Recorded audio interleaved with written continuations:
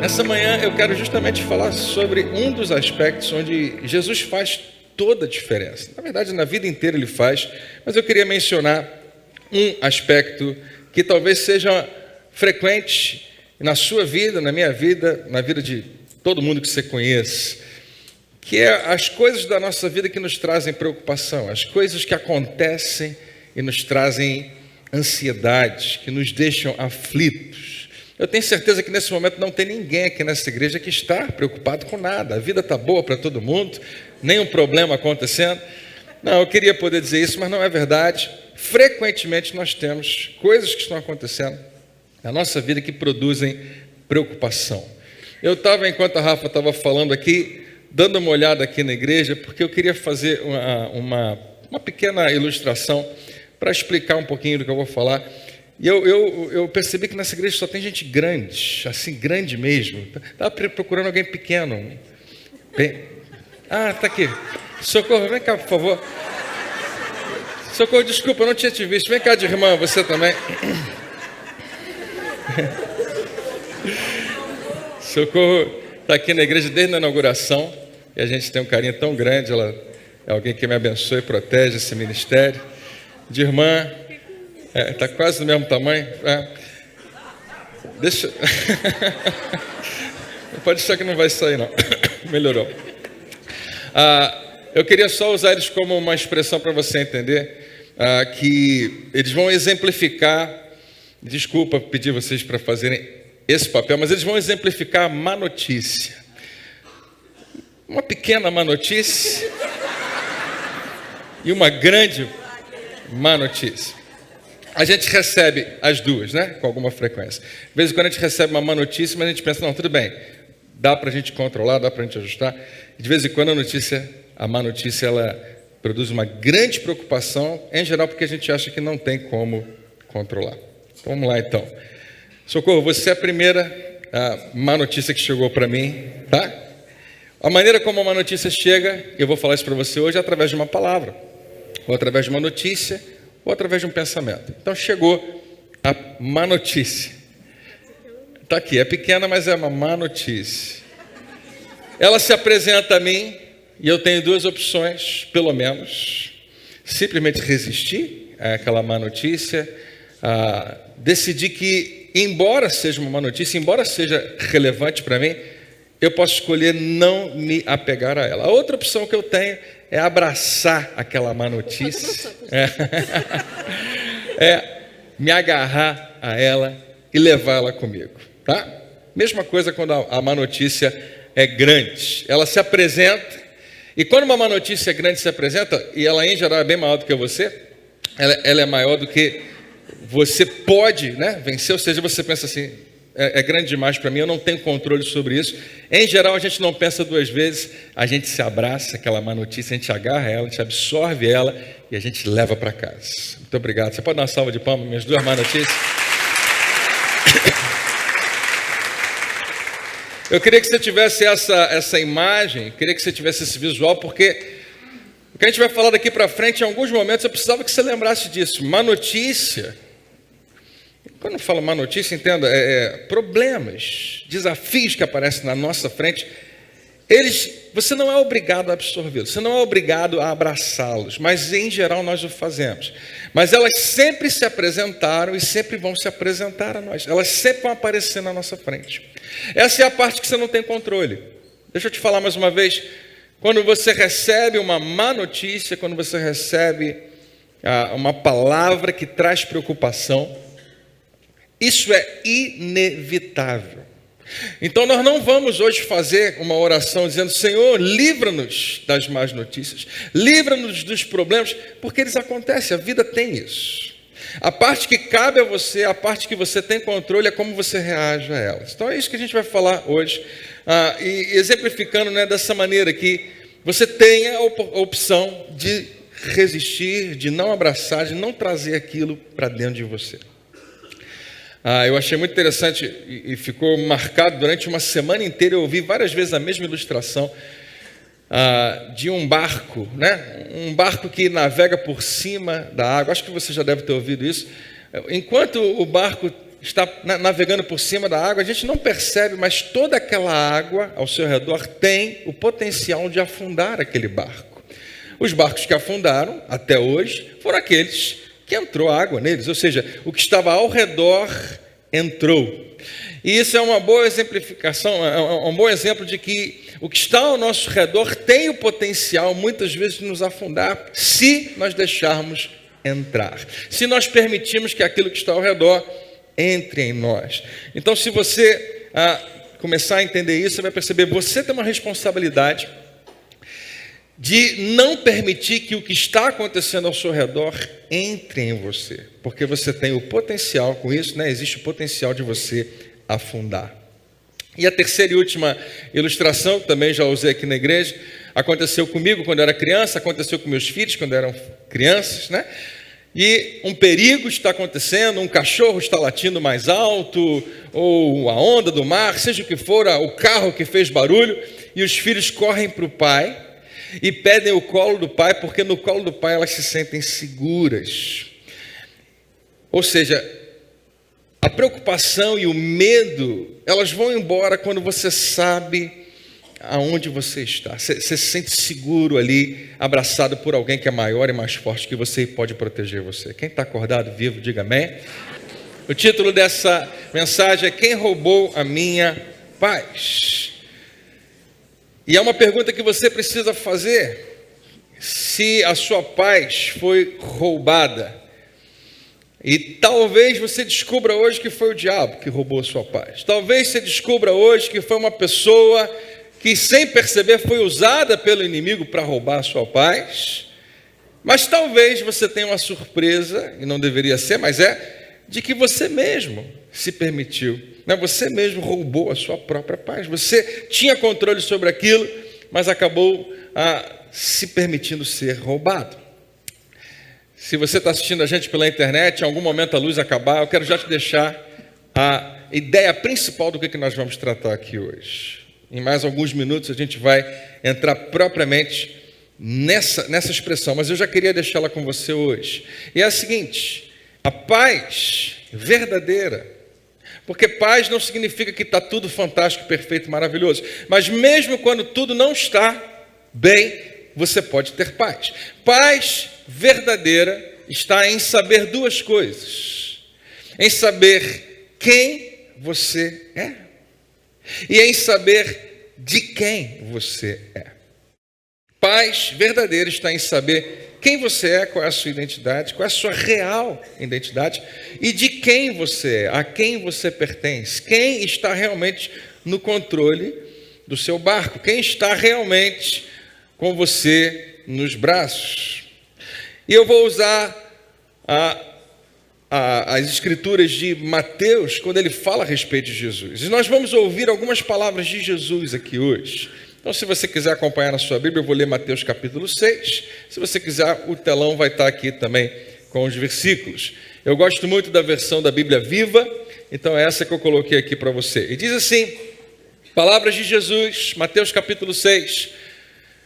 Vocês não podem servir a dois patrões, porque vocês odiarão um e amarão o outro. Jesus está dizendo que não é que seja difícil servir a dois senhores, a dois patrões. Você não consegue. Quando você tenta, eu acho que eu consigo servir a Deus e alguma outra coisa na minha vida. Não, você vai descobrir que em algum momento um deles ficou para trás. Um você vai odiar, o outro você vai amar, ou serão fiéis a um e desprezarão o outro. Você não consegue fazer as duas coisas. Vocês não podem servir. E agora, Mateus que está escrevendo, traduz exatamente o que Jesus falou. Você não pode servir a esses dois deuses. Ele especifica a Deus e ao dinheiro. Só que a expressão original, e talvez na sua Bíblia pode ser que esteja assim, não é dinheiro que está escrito lá, é mamon. A Bíblia coloca dessa maneira no original. E eu demorei muito porque na minha Bíblia, João Ferreira de Almeida, desde criança, nunca teve escrito mamon, sempre teve escrito dinheiro ou as riquezas. Mas quando você vai no original e vê que existe esse nome é o nome de um Deus. Mamon não é dinheiro, mamon é dinheiro elevado à categoria de Deus. É quando o dinheiro se torna Deus. é quando nós devotamos a nossa vida, nós o adoramos, nós nos sentimos pertencentes, quando é Ele que governa a minha vida, os meus sentimentos, as minhas decisões. Então Jesus está colocando muito propriamente. Existe um outro Deus competindo com o seu Deus pela sua adoração, pela sua devoção, pela sua atenção, pela sua presença. E Jesus fala, você não vai conseguir. Se você entendeu que existem esses dois deuses, e ele está falando para um público muito grande de pessoas, mas especialmente para 12 pessoas, para os seus 12 discípulos, que ele traz para perto, ele está falando, vocês precisam compreender, não importa aonde vocês estão, nas camadas sociais, se você se considera pobre, classe média ou rico, não importa. Dinheiro vai querer ser um Deus na sua vida, e você não vai conseguir servi-lo e servir a Deus ao mesmo tempo. E aí Jesus começa a falar sobre aonde ele quer chegar. Ele fala assim, portanto, a minha palavra é a seguinte: não fiquem preocupados a respeito de coisas. Eu quis chamar a sua atenção para a expressão coisas, porque essa palavra vai aparecer em outros momentos nesse texto. Jesus fala de coisas. E se eu perguntar para você, em geral, você talvez não faça imediatamente essa tradução, mas você está preocupado ou você está ansioso por causa de coisas. Nós queremos crescer financeiramente porque nós queremos ter e manter coisas boas na nossa vida. Nós estamos atrás de coisas. E quando você fala em dinheiro, na Bíblia, a gente está falando especificamente do que ele produz. E é bom porque Jesus, melhor do que eu, soube colocar isso muito bem. Nós estamos atrás de coisas, nós estamos buscando coisas. E ele vai falar, olha, a gente precisa fazer uma correção aqui. Não fiquem preocupados. Ele não está dizendo que é ruim você adquirir coisas, você ter coisas, mas ele está falando que é muito ruim quando você fica preocupado por causa das coisas. Quem está acompanhando até agora, diga amém. Não fique preocupado a respeito de coisas com a própria vida, quanto ao que comer ou beber. Que é isso, Jesus? Eu não devo me preocupar com o que eu vou comer ou beber? Não, nem com o seu próprio corpo quanto ao que vestir. E ele faz uma pergunta retórica, uma pergunta que todo mundo sabe a resposta, mas ele faz questão de que você reflita e pense, né? O que significa? Não é a vida, a sua vida muito mais importante do que a comida, e o corpo mais importante que a roupa. Ao que, se a gente tivesse tempo para conversar com Jesus, talvez você responderia, claro, a vida é mais importante que a comida, só que sem a comida não vai ter vida. Então comida também é importante, mas a vida é muito mais. A roupa não é mais importante que o corpo? Com certeza, mas sem roupa o corpo não serve para muita coisa. Sem a roupa, né, a gente não consegue estar em lugar nenhum, e a gente não consegue se proteger, e a gente não consegue se agasalhar, e a gente não consegue, né, ou seja, a roupa é extremamente importante. É importante. Jesus está falando de sustento. Jesus está falando de como essas coisas são importantes e as pessoas estavam preocupadas com ela. Mas como existe uma visão um pouco mais alta a respeito disso. E ele começa a exemplificar. Olhem os passarinhos do céu. Eles não se preocupam com a comida. Eles não precisam semear, nem colher, ou guardar a comida em depósitos. Eles não estão preocupados com coisas que eu e você nos preocupamos. Semear, colher, guardar.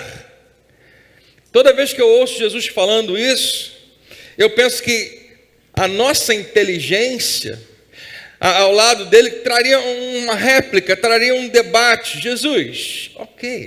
A gente parece que Jesus está simplificando demais o negócio. Você quer comparar a nossa vida com um pássaro? O passarinho come alpiche. Alguém aqui come alpiche? Então, como é que Jesus pega e fala? Claro que para o passarinho é muito fácil. Ele vai aonde tem uma fruta numa árvore e resolve o problema dele do dia. Para a gente é um pouco diferente. Para as pessoas daquela época era diferente. Naquela época não tinha geladeira. Naquela época os depósitos eram no máximo para grãos, para cereais. Mas você, ainda assim, a maioria da plateia de Jesus não sabia o que era isso. A gente tinha comida para o dia, resolvia o problema do dia e acabou. Amanhã vamos ver como é que vai ser. Jesus fala justamente sobre isso, né? Vocês têm uma ocupação, uma responsabilidade para o dia de hoje. Mas eu preciso lembrar você nessa manhã que quem está falando isso não sou eu. Se eu chegasse para você e falar, fica tranquilo, porque os passarinhos estão bem, Deus está cuidando. Você fala, André, respeito você, mas vai comparar a gente com passarinho. Mas eu quero lembrar você que é Jesus, que é digno de toda honra, né? Que é o nosso Senhor, que é Rei de todos os reis, é que está dando esse exemplo e fazendo essa analogia. Os passarinhos não estão preocupados. Você não tem nenhum passarinho, né, com úlcera no estômago, preocupado, como é que vai ser? E agora e amanhã? Não tem nenhum. Pois o Pai Celeste, qual é a primeira palavra que eu grifei lá em cima? Pai.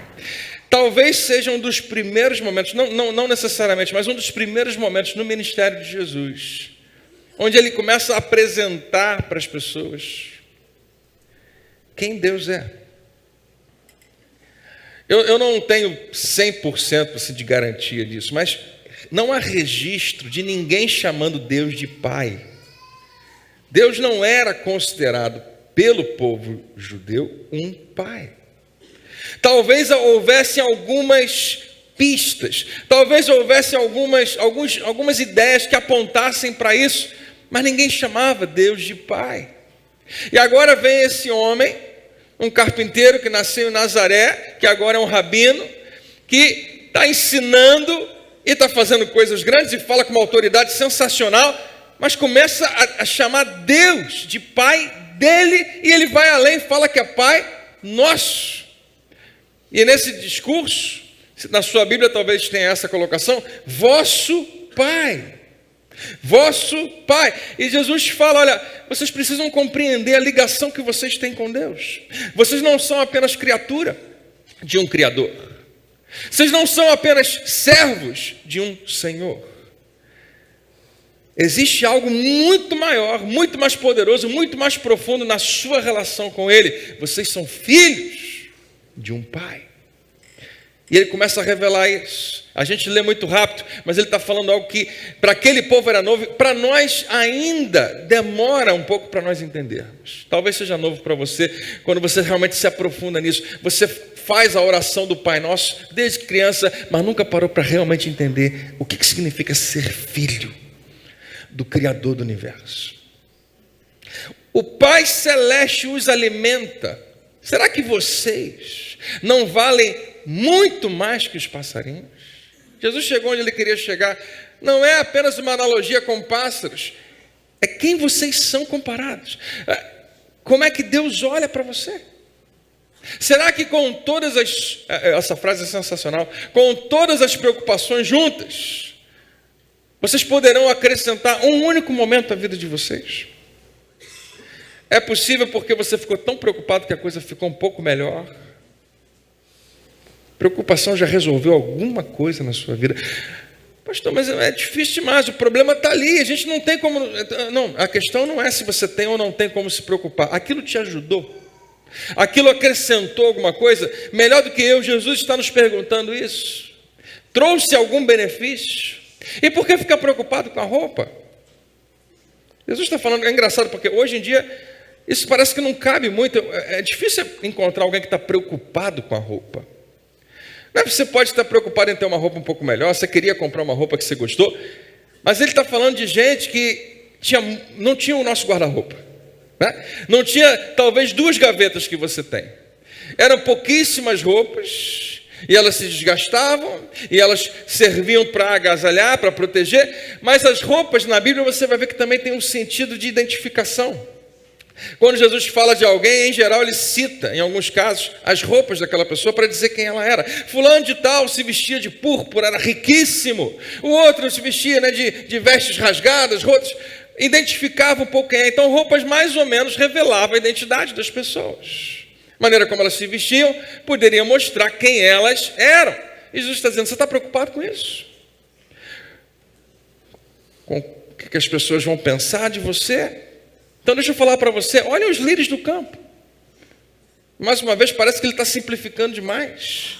Mas ele vai falar algo muito forte sobre os lírios. Eles não trabalham, nem tecem, no entanto, nem o rei Salomão, que era o maior exemplo de riqueza que eles tinham, em toda a sua glória se vestiu como qualquer um deles. Deus está preocupado em vestir bem as flores do campo. Mais uma vez, se Jesus estivesse falando para a nossa realidade, nós entenderíamos nas entrelinhas, mas nós não nos comparamos a flores quando vamos nos vestir, né? Nós pensamos, nós precisamos de roupa porque precisamos de vestir, nós não podemos nos apresentar diante das pessoas de qualquer maneira. E ele fala, se Deus cuida, e essa é onde ele queria chegar aqui, se ele cuida tão maravilhosamente das flores, que hoje estão aqui e amanhã já desaparecem, será que ele não vai com toda certeza cuidar de vocês? Gente de pequena fé. Quem está falando é Jesus. Você pode ser porta-voz dele e falar para quem está do seu lado, será que ele não se preocupa com você? Porque ele está preocupado com os passarinhos, ele está atento às flores. Será que ele cuida tão maravilhosamente, detalhadamente, de coisas que estão hoje aqui e amanhã não estão mais? Será que ele não vai se preocupar com você? E se você tem dúvidas em relação a isso, se você tem uma crise na sua autoestima e pensa, quem sou eu? Como é que Deus pode cuidar de mim? Eu queria lembrar você que o preço que ele pagou por você, foi o preço mais alto que existe. Se você tiver alguma dúvida sobre o seu valor, basta você olhar para a cruz. O sangue, o preço foi muito alto por você. Então Jesus termina dizendo, portanto, não se preocupem. Não se preocupem de forma alguma. É frustrante quando você está muito nervoso, alguém chega para você e fala, calma. Né? Porque não resolve nada para a gente. E Jesus está mais ou menos na nossa leitura fazendo, vocês estão preocupados? Olha, eu vou dar uma dica para vocês, não fiquem. Não fiquem preocupados, de forma alguma. Jesus, como assim? Ele vai explicar, ele vai chegar onde ele quer. Qual a necessidade de comida, bebida ou roupa? Sustento, sobrevivência. Não sejam como os pagãos. Quero lembrar você que a verdadeira paz, ela está em você saber duas coisas: quem você é e de quem você é. E Jesus imediatamente começa a mostrar, vocês são um grupo separado. Não sejam como os pagãos, como os gentios, como gente que não tem aliança com Deus. Pois eles, olha como é que diz aqui, eles têm essa característica, eles é que têm intenso interesse nessas coisas. Eles estão atrás de coisas e não apenas estão atrás, estão com um interesse intenso. E não tem problema você querer coisas. Mas ele está falando, cuidado, porque você pode se parecer com gente que não acredita e não confia em Deus. E termina dizendo mais, o Pai Celeste, mais uma vez, o vosso Pai, o seu Pai, um Pai que é teu Pai, sabe? E nesse pequeno verbo reside toda a nossa preocupação. Nós, quando não confiamos em Deus, não é no poder dele, nós sabemos que ele é todo poderoso. Não é na boa vontade dele. Mas nós nos preocupamos muitas vezes e não sabemos verbalizar isso. Parece que Deus não está muito atento. Parece que ele não está observando o que está acontecendo. Parece que ele não está olhando. Será que ele realmente sabe o que está acontecendo comigo? Jesus está dizendo a mim e a você nessa manhã, ele sabe. Deus sabe exatamente o que você está vivendo. Ele sabe exatamente o tamanho, a quantidade e a intensidade das suas necessidades. Vosso Pai Celeste sabe muito bem que vocês precisam dessas coisas. Que você precisa de comida, bebida e vestimento. Que você precisa de sustento. E ele sabe que você precisa de muito mais. E ele termina dizendo, coloquem, pois, em primeiro lugar. E a gente tem mil maneiras de interpretar isso, mas vamos colocar dentro do contexto. Jesus está falando de gente que está intensamente preocupada com coisas. Antes de se preocupar com as coisas, que é importante que você se preocupe também com elas, tem uma coisa que você faz antes. que é colocar em primeiro lugar o reino de Deus e a sua justiça. O reino e a justiça. E Ele dará a vocês todas essas coisas. É uma consequência natural. Você está andando com Ele, você está preocupado com as coisas dEle, você não vai ter preocupação com as coisas. Ele está o tempo todo provendo para você. Aliás, sem você perceber isso está acontecendo. Sem você perceber, Ele tem cuidado de você. E Ele termina com essa frase: portanto, não fiquem preocupados com o dia de amanhã. Porque em geral a gente está preocupado com o amanhã, não é com agora nem com ontem. Deus cuidará do dia de amanhã. Para vocês também. Já é suficiente a carga de cada dia. E talvez só de você ouvir isso, Deus já esteja falando ao seu coração. Jesus está no monte falando com principalmente os seus 2 discípulos.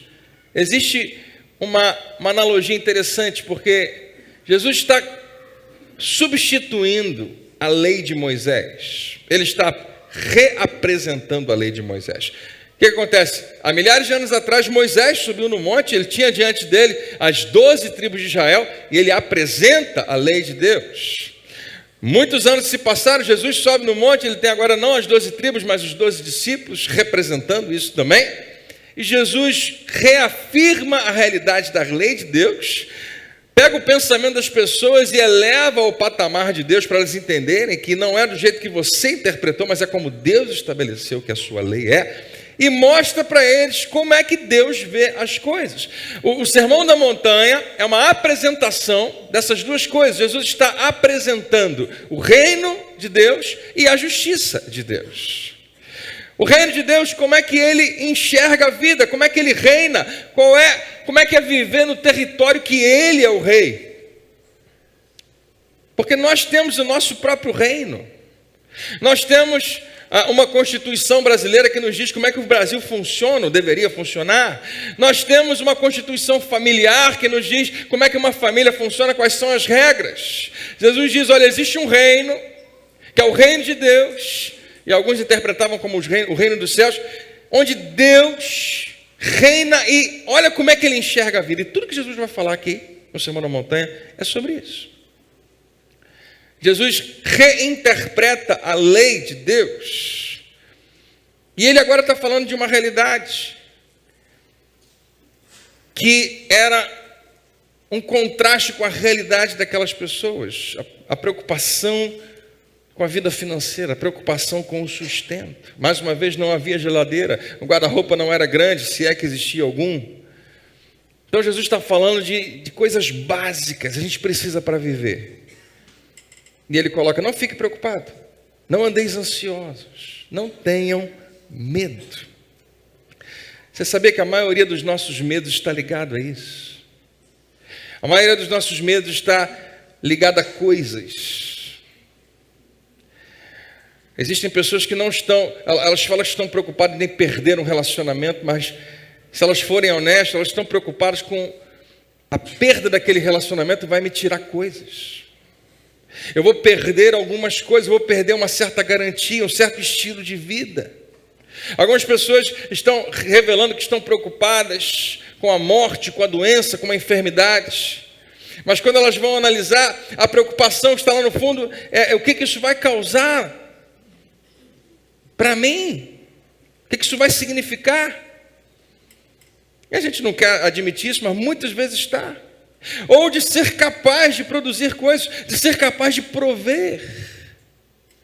Muitos de nós, homens e mulheres, talvez homens um pouco mais, são assombrados por isso.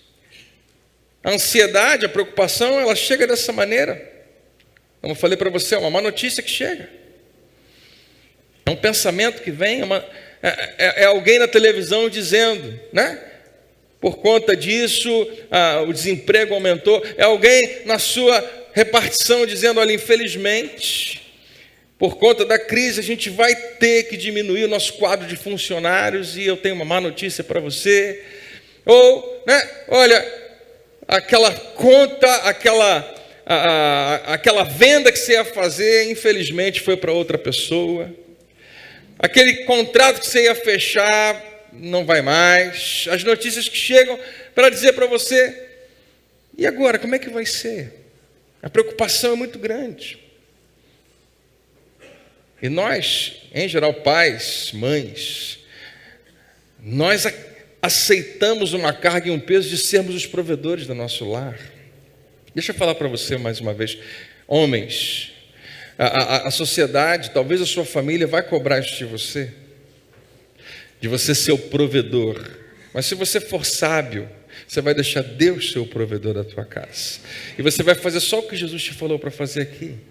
Não significa que você vai ser irresponsável, não significa que você vai ser inconsequente, não significa que você não vai fazer nada, mas você vai colocar Ele em primeiro lugar. Mulheres, a mesma coisa. Há mulheres que têm que ser a provedora do seu lar. E é uma carga muito pesada e Deus nunca pediu para você carregar. Você tem que ser sábia, você tem que ser responsável, você precisa ser cuidadosa com as consequências das escolhas que você faz, mas você precisa permitir que Ele seja o provedor na sua vida. Sobrevivência. No caso da plateia de Jesus, comida não era uma questão de sabor, era uma questão de nutrição, de sustento. Roupa não era uma questão de beleza. Roupa era para me proteger do calor fortíssimo, ou do frio fortíssimo, ou dos perigos do dia a dia, e também do que as pessoas pensam de você. Como eu disse para você, roupa identificava quem era. Então, essa pergunta, quando a gente fala de ansiedade, em geral, ela aparece, e eu já preguei afirmando isso. Será que a ansiedade é pecado? E não é tão importante você saber essa resposta, porque sendo ou não sendo, a gente fica, né? Ah, é pecado, ok, mas eu fico ansioso, não tem como. Ah, não é pecado, graças a Deus, então eu posso ficar mais tranquilo. Mas eu continuo ficando ansioso. Não é tão importante assim, não vai mudar muito o seu estilo de vida saber. Porque a questão é ficar preocupado com a minha própria sobrevivência, com a sobrevivência dos meus. Isso é pecado? Deixa eu submeter a você que tem uma pergunta mais importante que não é essa. Porque quando a ansiedade vem através de uma palavra, através de uma notícia, através de um pensamento, que às vezes ninguém fala nada, mas você pensa, e você fica assombrado nos seus pensamentos. Ninguém chegou para você e falou, olha, o negócio está ficando ruim, ou vai ficar difícil, o que você vai fazer? Ninguém falou nada para você, mas você está lá remoendo dentro de você preocupação, ansiedade, um certo desespero que está te deixando exausto ou exausta. Porque a gente se sente ameaçado. E para a plateia de Jesus, realmente, ficar sem comer ou beber ou se vestir era uma questão de sobrevivência, poderia significar morte. Para nós, é um outro tipo de morte. A morte na Bíblia significa separação. A gente não quer ser separado daquilo que a gente gosta, daquilo que a gente deseja, ou daquilo que a gente conquistou. Então a questão não é se é ou não é pecado. Jesus diz que é outra coisa. Que a ansiedade é perda.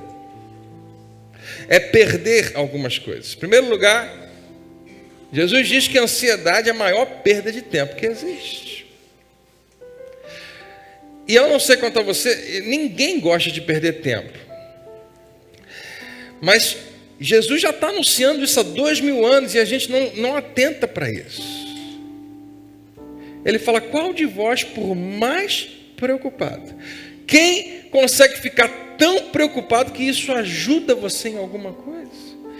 A sua preocupação, embora seja justificável, você ficar preocupado com aquela pessoa que está doente, você ficar preocupado porque o dinheiro está acabando, é justificável? É. Jesus não está questionando isso. Ele está dizendo, se o problema existe, você ficar preocupado vai te ajudar. Qual é a alternativa? Jesus está dizendo, existe uma outra alternativa. Não ficar. E se você não ficar, e não me ajudou em nada. Ok, tanto ficar quanto não ficar não te ajudou em nada. Então vamos ver qual das duas opções é melhor. Porque você vai descobrir uma coisa. É verdade, não existe maior perda de tempo do que preocupação. Não traz nenhum benefício. Porém, tem grandes chances de trazer mais problemas. Pode empurrar você para mais perto do seu problema. Porque biblicamente você vai entender que aquilo que você acredita acaba acontecendo. Aquilo onde você deposita a sua confiança, pode ser positivo ou negativo, você se aproxima daquilo. E quando você fica preocupado é porque você acredita no potencial daquela má notícia. Você acredita que ela vai te engolir, você acredita que vai acabar. Você sabe qual é a maior mentira que a má notícia traz para você? É que ela não vai embora, que ela veio para ficar. Mentira. Todo mundo aqui é testemunha de que toda chuva passa, toda tempestade na nossa vida veio, causou problema, pode ter até destruído alguma coisa, mas passou, ficou para trás. E o que quer que seja que esteja afligindo você hoje, quer que você acredite que vai ir para ficar, que não vai embora, que vai permanecer. Jesus está dizendo, não perca tempo com isso. Por que Ele quer que você seja tão cuidadoso em relação ao seu tempo? Porque tempo sim você perde. Tempo é algo que você não consegue trazer de volta. Você consegue fazer até mais dinheiro se precisar, mas você não consegue fazer mais tempo. Extremamente precioso. As outras duas coisas que você perde são extremamente preciosas também. A sua energia, a sua força. Quando você fica preocupado, você perde força. Você não é capaz de dar os próximos passos. Não é porque você não tem a habilidade para aquilo, você está paralisado por causa de uma preocupação. Você não está só perdendo tempo, você está perdendo energia. E muita gente perde saúde. Isso comprovado já, né? Eu não li todos os estudos, mas já li alguns que falam que tem gente que está sofrendo problemas sérios na sua saúde, não porque contraíram um vírus, não porque foram feridos de alguma maneira no seu corpo, não porque levaram uma pancada, não por causa de uma tragédia, não por causa de um acidente, só porque ficaram emocionalmente abalados, só porque ficaram no seu interior preocupadas, ansiosas. E toda vez que eu prego sobre ansiedade, eu tento me colocar no seu lugar e falar, ok, eu queria que fosse simples, eu queria que fosse fácil. Mas não é. Eu acho que Jesus sabe disso. Eu acho que melhor do que todos nós, Ele sabe direitinho do que Ele está falando. Mas Ele traz uma resposta. Graças a Deus, Ele traz uma solução. Ele quer que você se lembre o que realmente a sua ansiedade significa, o que realmente a minha preocupação significa. Porque, mais uma vez, está acontecendo um problemão. Você pensa, eu vou ficar preocupado. Qual é o problema de eu ficar preocupado? Ninguém tem nada a ver com isso. Tem. Muito mais gente do que você imagina, mas principalmente o seu relacionamento com Deus fica comprometido. Porque a ansiedade revela o quanto nós confiamos em alguém para nos suprir e nos ajudar. Lembra que eu falei do pai? Pega o filho no colo. Se o filho não confia no pai, ele não vai correr para o colo dele. Mas se ele confia, ele pode descansar ali, ele pode ficar tranquilo, ele vai correr para lá. Ele sabe que ali tem uma solução para ele. A ansiedade revela. Quando ela se apresenta, quando ela aparece na sua frente, pequena ou grande, e você abraça, e você absorve, eu vou ficar nessa condição, eu vou ficar preocupado, eu vou ficar ansioso, ou eu resisto, ela vai revelar o quanto eu confio na capacidade, no potencial, na vontade que alguém tem de me suprir ou de me ajudar. E se eu não acredito que qualquer pessoa pode me ajudar, então eu tenho mais a que ficar preocupado mesmo. Se eu acredito que não tem ninguém que realmente cuida de mim, então eu não tenho muita opção. Ansiedade revela o quanto confiamos em alguém para nos suprir e nos ajudar. Filhos amados nem sabem o que é isso. Não sabem o que significa ficar preocupado. Como eu mencionei para você, Jesus reapresenta e reafirma a lei que Moisés apresentou. E lá, muitos anos atrás, no Sinai, quando Moisés apresenta a lei, ele fala dos 10 mandamentos. E um dos 10 mandamentos é interessante e a gente não entende, a gente nem pratica ele. Você pode até tentar arrumar subterfúgio para dizer que você pratica, mas a gente não pratica um dos 10 mandamentos sem a menor crise, sem achar que é pecado. Guardarás o sábado para o santificar. Quanta doutrina apareceu depois disso? E se você descobrir e estudar simplesmente o que Jesus está tratando, que Moisés está falando para o povo, Deus está falando, é que nos próximos meses, nos próximos anos, Deus vai sustentar o seu povo dia após dia, com o maná. Todo dia tem comida para o povo. Quando chega no 6º dia, ele fala assim: nesse dia você vai ter dupla porção, você vai colher 2 vezes, para no sábado, no 7º dia, você não fazer nada e descansar na minha capacidade de prover para vocês. É só isso. Você pode aumentar para onde você quiser. Com certeza tem muito mais riqueza que a gente pode puxar desse texto. Porém, o que Deus está querendo dizer com o sábado na minha e na sua vida é que aquele povo sabia que se eu não trabalhar hoje, eu não como hoje. Se eu não me esforçar hoje para sustentar a minha e a minha família, não vai ter comida na mesa. E Deus está dizendo: então, ok, você sustenta a sua vida. Então trabalha sábado, trabalha domingo, trabalha de madrugada, trabalha o tempo todo, porque você é o sustentador. Mal sabe você que você só levanta da cama de manhã por causa da minha graça sobre a sua vida. Mas Deus queria que todos nós soubéssemos, e era frustrante, porque aquele povo levantava no sábado e ia atrás da comida, do maná que Deus teria derramado, não tinha nada, porque a preocupação que está inerente no ser humano é: eu preciso fazer alguma coisa, eu preciso resolver esse problema, eu tenho que ser o cara que vai resolver. E Deus quer que você saiba hoje: não, você não tem que ser o cara que vai resolver, você pode confiar em mim para resolver. Você pode confiar e descansar que eu estou sustentando a vida dos meus filhos. Quantos são pais aqui? Digam amém. Quem mais do que você é interessado no sustento dos seus filhos? Você é muito mais interessado do que eles no sustento deles.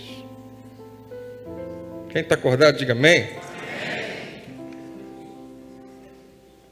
Voltando para Jesus, antes da gente voltar para casa, ele faz essa analogia: Deus em relação à natureza. Olha os pássaros, olha as flores. Se Ele cuida de coisas pequenas, Ele cuida de você. Ele cuida de você, Ele cuida de você. E Ele faz uma pergunta importantíssima que você precisa responder: quanto você vale? Quanto você vale? Como Ele vê você?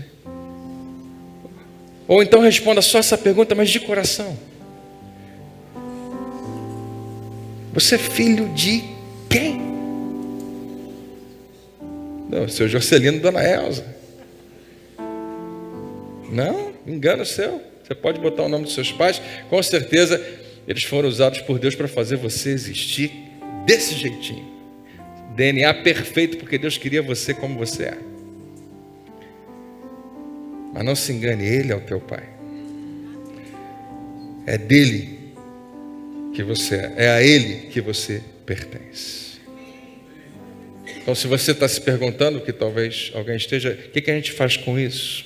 Por que essa mensagem é importante, pode ser útil para mim hoje? Em outras palavras, como eu posso parar de me preocupar? Jesus já falou: você precisa reconhecer a sua filiação, você precisa reconhecer quem você é e de quem você é. Mas alguns anos se passam e o apóstolo Paulo, nosso querido Paulo, como ele é útil para a gente, como ele é na nossa vida extremamente relevante. Ele escreve para a igreja. Jesus está falando com os judeus, Paulo pega aquilo e traduz para gentios, para mim e para você. E ele não escreve só um versículo, ele escreve alguns a respeito disso. Mas ele quer afirmar uma coisa: olha, Jesus estava lá querendo dizer para todo mundo que assim como Moisés, e através dele, Deus fez uma aliança com o povo, prometendo, olha que fantástico, você vai ver Deus com o seu povo, mesmo quando o povo não merecia que Ele estivesse com eles, prometendo estar presente e sustentando. Pensa bem, um povo que só reclama de você, você tem vontade de produzir alguma coisa para eles amanhã? Você tem vontade de fazer chover a comida no dia seguinte? Se eles nem confiam, eles só reclamam. Mas Deus é fiel, a sua aliança é fiel. E Paulo quer lembrar você, assim como esse povo tinha uma aliança, Jesus inaugura uma nova e muito maior aliança com você que confia e crê nele. Você pode confiar nele. E você precisa saber, o mundo inteiro, não apenas uma nação, potencialmente tem uma aliança com Deus através de Jesus. E não se engane, Deus, sabe do que você precisa. Ele é o teu aliado. Ele sabe do que você precisa. E ele escreve aos Filipenses, dizendo: não se aflijam com nada. Ou talvez na sua versão: não fiquem preocupados, não fiquem ansiosos com coisa alguma. Em vez disso, orem.